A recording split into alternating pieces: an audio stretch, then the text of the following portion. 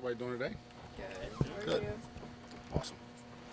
These next, basically 2 weeks until you start Big 12 play, what are they going to be like for you? Obviously, you got 2 games at home. You're not going anywhere. How important are they for this team? Really important. This team needs to keep getting better.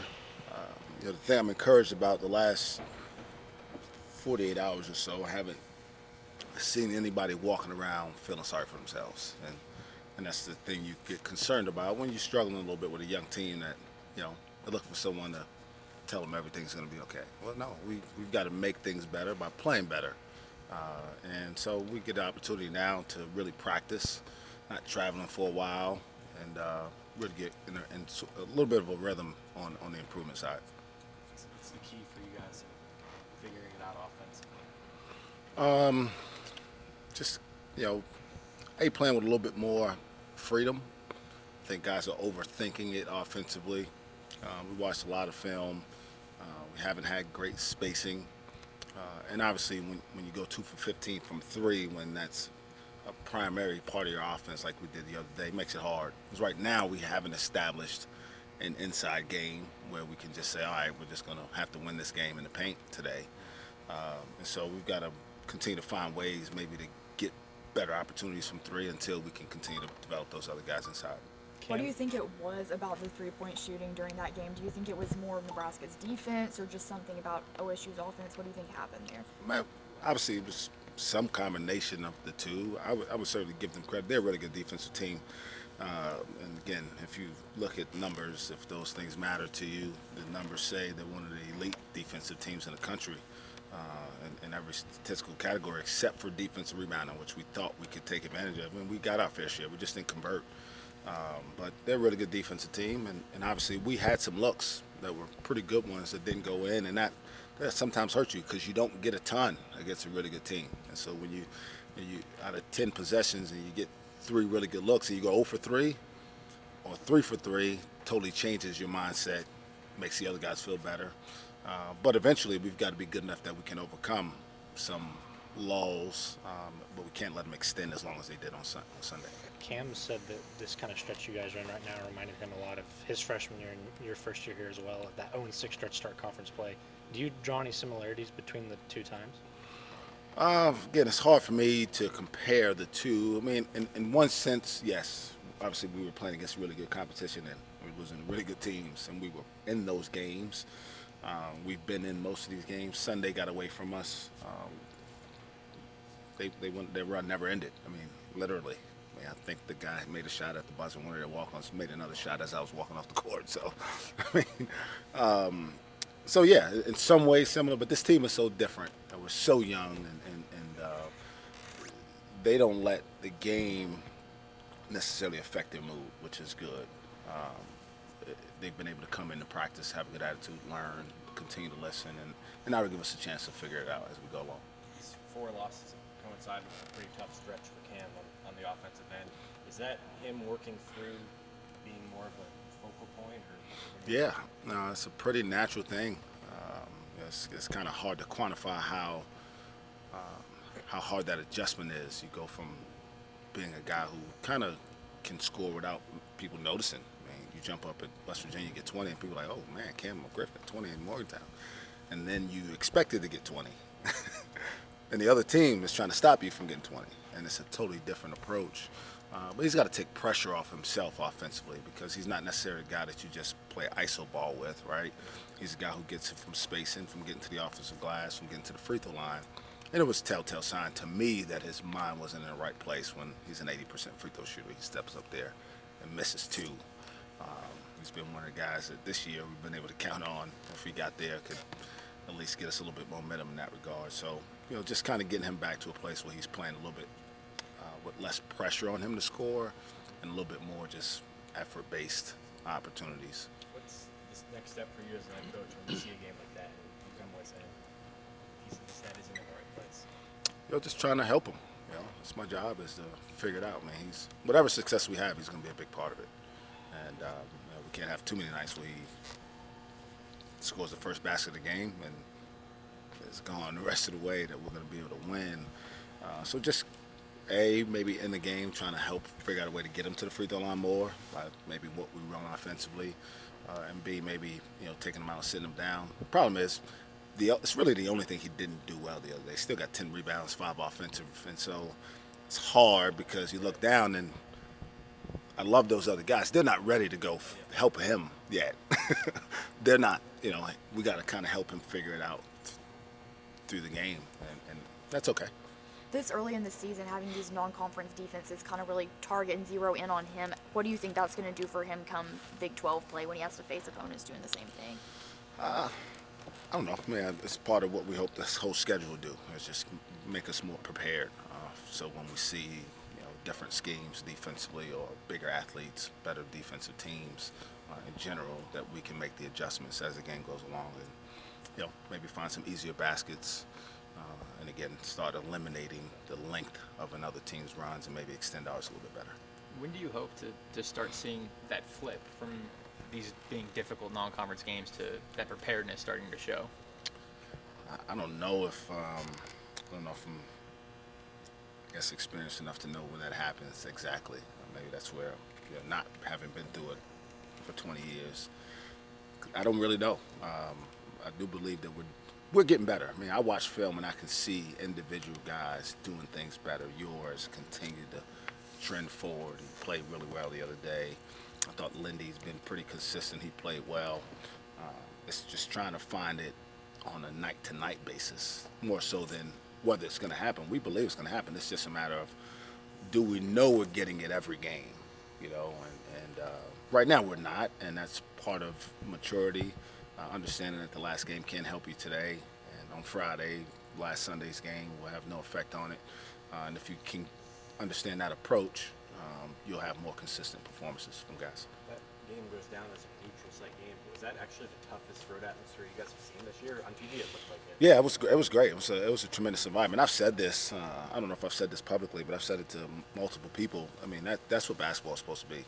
I mean, college basketball is designed to play in a gymnasium, right? We've made it where you play in these arenas, and it's become less atmospheric than it should be. That was a tremendous basketball atmosphere. Now, in a few more years, if we go back there, I hope there are more people in orange than there are in the other color, but they've got tremendous fan support, and we're excited to be there. It was great preparedness for us. We're going to go to multiple venues here after the next 2 months that are similar, and our guys the other day, I think for the first 4 or 5 minutes, were looking around like, oh, this is Lincoln.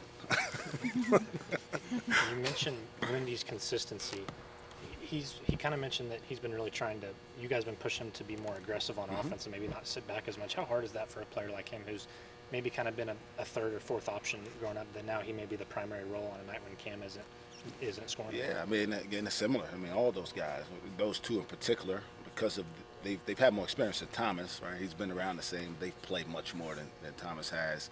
But that transition is difficult from going to being a third, maybe even fourth option most nights, and jumping up and getting 18 unexpectedly to, hey, you may have to take 18 shots today, which isn't always easy to understand or to accept, because sometimes you feel like as a player, it's not necessarily what I do. Well, yeah, it's time. It's time for him and Cam to do that and take the share of the shots and be productive players for us on a night-to-night basis. So it's more of a mental transition, I think, than a physical one, because certainly they're both capable. They both have big scoring games. They just haven't been asked to do that every game for us. Jeff went through it a little bit last year. I wasn't here, the year before, but when we asked Leighton Hammonds to step up as a senior, and, as a player, I was never a scorer, but my senior year, I think I averaged 10 points a game. I averaged like 2 before that, and took more shots than I had 3 years prior to that combined. So I always try to relate back to my personal experience as a player and help these guys understand. I know what you're going through, and it's okay to not feel as comfortable, but you got to continue to work through it, and it'll become more natural as you do it. What are your takeaways from Curtis's first minutes? I don't know. I mean, he was excited. He was nervous. I'm glad. Again, I don't know how these guys keep getting dunks pretty quickly in their appearances, but maybe because I never could dunk and I never understood how that happened. So, but I was happy that he was able to get out there on the court. He's been working really hard for over a year to have this opportunity and to now be you're a part of it, right? When you can't play, it doesn't feel the same. And now he knows he's got to be more accountable on scouting reports and things like that in practice leading up to games. I think he'll become more, conscientious of what his role is going to be for us. I get the sense. I think Michael Leathers is averaging like 4 turnovers a game. Do you get the sense that he's trying to do too much? Absolutely. Yeah. I think he's trying to make up for all the time he missed, and you can't do that. We're not going to get any of those games back. And it's really affecting his play on both ends of the court because now when he's turned it over, he's getting down on himself. He's not being as effective as a defender, and he should be one of our best defenders with his quickness and athleticism and, lateral movement, all that stuff. And he's just not as focused defensively. So we've tried to help him, take him off the ball a little bit more. We got other guys who can help make plays for him, free him up to be more of a scorer as opposed to a true decision maker. And I hope that'll settle him down and give him a little bit more comfort out there on court. Is that your first technical the other day? Yeah, I didn't know I had a technical. I deserved it. I'm not going to dispute that. But I didn't know I had one until someone came in the locker room and told me. And so, that's that. Did you ever have one as a player? You know what? I did. In my senior year, and I remember this because it's the only one I ever got. Ironically, it was Butch Pierre was an assistant coach at LSU. And we're playing at our place one time, and I get into one of his players, and he says something to me, and I say something to him, and the ref teed us both up. So me and Butch Pierre got a double take when I was a player. What were you worked up about? From the TV broadcast, a little hard to tell. Yeah, well, this team is very fragile, and I know it doesn't take much to get us off track, right? We have a hard time reeling it back in when it does. And I thought we had pretty good momentum going into the last minute or so of the half. They started a run, and we've got the ball for the last shot, and Weathers gets called for a charge, which I thought was a pretty bad call. Again, the referee makes that judgment. From my angle, I thought it was kind of a weak call at the moment. But again, we're in Lincoln North now, right? And their crowd's now going really crazy, and the guy hits a three, which kind of really breaks my spirit. So we lose not only the momentum, we also lose the lead going into halftime. And I overreacted at the moment. Do you have any punishments for players if they get technicals? I don't. I mean, it's part of the game. Now, again, our guys conduct themselves right for the most part. And so, again, I encourage them not to get into it with officials. That's my responsibility. I want them to just play. But I understand sometimes, frustration can happen. So. You didn't get a technical all last season? No. In fact, I think I've told this story. I went through my whole first game. I almost didn't realize I could call a timeout. I was so focused on just coaching the team that Coach Cooper went over to me one time because I was trying to sub somebody in. He said, you can call a timeout. I was like, oh, hey, ref, timeout. But I never called a timeout before. So, but I usually try not to bother the officials at all. It's sort of hard. Seems hard to go through a season without a technical. Yeah, You're a coach. it is. I'm not saying I haven't been upset sometimes. I also don't know how often that's helpful to your team. I mean, that means most of the time you're giving the other team points. So right now, when we're averaging 51.5 the last two games, we can't afford to give away points. We got to score something. The team-wide free throw shooting problems. What are you guys doing in practice, maybe on the mental side of things, to work through those? Shooting them more. Maybe putting guys in different positions where they got to be accountable to their teammates, and again, at some point, just got to have the right guys up there shooting them, and the other guys who aren't shooting well have to practice more. And if there's something technical, which we've tried to fix a couple of their shots from a mechanical standpoint, and we'll continue to do that. With some of these young guys, it's just like a routine thing. They're just haven't found that rhythm yet. Yeah, I think that's part of it. They've also never really probably shot pressure free throws. I mean, they shouldn't be pressure. It's a free throw, but it's real. I mean, you stand up there with 4,000 people calling you stuff other than your name, and you're wondering like, why are these people so mad at me? I didn't do anything to anybody. But yeah, I think it's just a matter of getting comfortable, getting into a rhythm. I went back and looked. It's not unusual for freshmen to struggle at the free throw line, and guys usually become better free throw shooters particularly, but even shooters in general. over the course of their career. So because it's mostly our freshmen struggling there, you look at Lindy Walters, you look at Cam, those guys are making it for the most part. I joked with Thomas, I said he's a 67% free throw shooter, which he is, but he's only shot 3, right? He made 2. But those guys will feel confident when they step up there, they're going to make them. The other guys, they've got to get to a point where they feel as comfortable at the line in game situations. Because, again, the numbers show we make them in practice. And we just got to make them when they count towards a real game. You gonna bring a simulated crowd in here, get them riled up a little bit? I don't know, man. We need to get people in here for games, so I don't know about if I'm going to petition people to come in here to watch us practice.